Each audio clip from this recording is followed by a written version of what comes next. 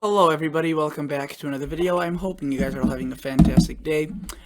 I was promising you guys I wouldn't upload another video about the storm that I've been talking about. Unfortunately though, I have to. This storm that occurred it was completely spiraled out of control. If you recall, for the past, since Wednesday, last Wednesday, I was talking about the storm system and how it's just absolutely had so much unpredictability. And even yesterday's video, I was talking about how this is still unfolding and we could see a lot of damage. And the worst came true. A derecho formed. A derecho. Now, usually derechos don't occur often over the same area. The last time Chicago was hit by a derecho was in 2014, 2012, the stronger ones. And we got hit by a derecho today. Thankfully, my area, where I live, my little suburb, was fine. But I know that there's absolutely catastrophic damages across Illinois, Iowa, Wisconsin. And people were telling me I was overhyping, I was completely out of control, I was clickbaiting. Well, I guess we all learned our lesson here that, clickbaiting, I wasn't doing at all, because this storm, again, ended up doing a derecho, which, let me tell you, the Storm Prediction Center wasn't predicting, National Weather Service wasn't predicting, I wasn't predicting either. I'm not saying I'm above them, I'm not saying I'm better. I'm just letting you know that the unpredictability is what makes this dangerous. I'm not trying to be here saying, like, I was the one that predicted I'm the hero. Not at all. This was just a complete surprise. And you could see a moderate risk of severe thunderstorms is forecast for today and tonight. And this is right across the Chicago area. So, you may be wondering, well, how much time do we have advance in this? Well, yesterday at around 2 o'clock in the morning, I was looking at this, and Chicago was in a marginal, in this green, and then it went into a slight, enhanced, and moderate. So you can see the escalation from a marginal to a moderate was very quick, very sudden, and unfortunately, that's what's just dangerous. I compared this to a wild animal yesterday, and it just holds true. It's unreliable. It's unpredictable, and it could be dangerous. And in this case, the two came worse. The two things came true. It was unpredictable. We didn't see this coming. And it was dangerous. I could show you some of the videos. They are just heart-wrenching to see. And, again, you can see this is over my area. It's done for my area. We're just seeing some high winds. But across Indiana, Ohio, Illinois, it's still ongoing. And we need to keep an eye on for this. Look at this.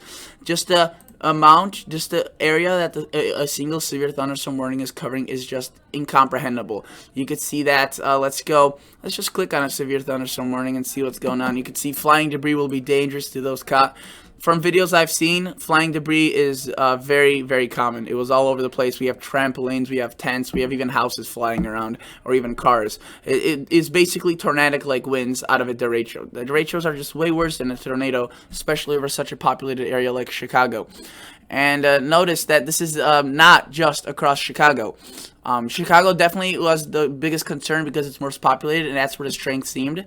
But you can see there's a lot of severe thunderstorm warnings across portions of Kansas. There's some storms developing across, some tore through Kansas City.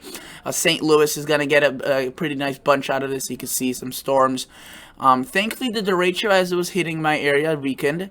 But again, you can see that this bow echo, the European model was the only model that was hinting at this, and that model was right again. So a huge, huge victory for the European model. The European model just predicted this, and you can see that classic comma-shaped hook echo, indicative of very strong winds. And what's actually interesting, this is so strong, it's almost like its own little system.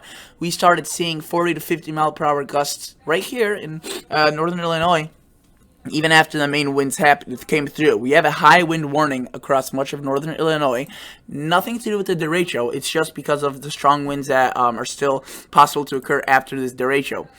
So the next areas that are, again, in line are Indiana, eastern southern Illinois, possibly Ohio, Michigan. So this is dangerous. This is an ongoing situation. You can see tomorrow will be a much better day, only marginal. But, again, This yesterday looked very much like this for today, but again, the potential is way lower.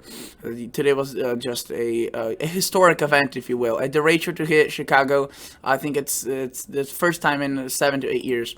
So let's look at some of the weather. The Post. This is the Washington Post again. I usually don't like just taking a news page and looking at it, but I just want to show you some of this damage. Look. Newton, this is in Iowa. You can see a whole house, a whole apartment building just smashed. Utter destruction in southwestern Cedar Rapids. I mean, just take a look at this video. There's not a single tree in sight that is up. Thankfully, my location didn't get this, but southern Chicago, portions west, just got the brunt of this. And it's sad to see this. I mean, look at this derecho near Cedar Rapids. This is from a Snapchat video. This is incredible. And this again, look, this is just oddly, this was pre-siren. This was very unpredicted, and almost no one saw this coming. No one. And you can see many trees were swaying. And if I were to look at some of the damages across Chicago, look at this. Just a few pictures. This is just heart-wrenching. I mean, you can see whole corn silos destroyed, whole tents, sheds, houses. I just can't believe. I'm thanking God that I got so lucky in my area. You can see this is what they moved over Chicago. They were weakening, but it was definitely one of the most ominous, stressed out feelings I had in a while. This is what Chicago looks like all over. Just trees down, cars destroyed. So this came out of nowhere. And again, you maybe I was warning you guys, and so was the Storm Prediction Center, so was the National Weather Service. Again, I'm not acting like if I'm the hero of this story, because I'm not. I didn't see this coming. I was just letting you guys know that the unpredictability is there, and that I wasn't overhyping this at all, because there you go, you got it. It got me a bit frustrated when someone said I was overhyping this and over-exaggerating it, but, you know, when something like this could happen, it's always better to over-exaggerate and save human lives than not. You can see there's also some severe thunderstorms across the south. Really not severe warned, but a lot of them do produce heavy rain, so that definitely could be also a concern. And this is not a threat that's over. This will continue into the night. Hopefully, the models are indicating a bit of a cool down in terms of the storms. It looks as if they won't be as severe. And you can see that if we play this in the future, we see this line continue with the winds definitely still in the damaging criteria. But they are going to be weakening, but again, this derecho was completely caught everyone by surprise. The damage is insane, immense, and I am just so thankful I got spared, but it's just overall, I am frustrated with myself that I couldn't provide more information on this. Again, I made the most I could. One of my videos got 100,000 views, and a lot of people said thank you for letting me know about this. And then they went to the National Weather Service and got more information out of it due to my video. So see, I'm not here to substitute anyone. I'm just here to get more people to the National Weather Service and Storm Prediction Center so they could see what the danger is. And moderate risk is very, very dangerous. You maybe look at this and be like, oh, moderate, that's a moderate risk, right? No. Derecho producing widespread damaging winds, some of which could have been expected to expand eastward. You can see this was completely out of the ordinary, and I am, again, if I'm talking a bit fast and talking a bit out of sync, you know, all over the place, I do apologize. I was literally trembling in fear just maybe 40 minutes ago, and the reason is right to do so. You know, a word derecho is not used sparingly in weather. When someone uses the word derecho, you know it's serious. And I think I could show you what was actually what they issued for us. It said, well, now they updated this, but basically they said extremely damaging winds are on their way, 70 to 100 mile per hour winds, and that's all they gave us. And that's really all they could, because they didn't know this was a developing situation. So, great job that they were on top of this. But, you know, unfortunately, it just goes to show us that the technology we have is just so far inferior to what we could predict, you know, what Mother Nature could throw at us. And you can see this derecho is just powerful, strong, and a classic derecho. So, I could actually show you how this developed over the radar. Alright, so I pulled up the WGN radar, the local weather station, and I want to show you this. So this goes back to 11:10 in the morning. You could see that this started off as just a weak cluster, scattered showers right across much of Iowa. we started seeing some very damaging, very strong thunderstorms across Iowa. Then this continued to progress, didn't weaken. It really started bowing out, and this is where the most amount of damage occurred. This was at its peak strength, really.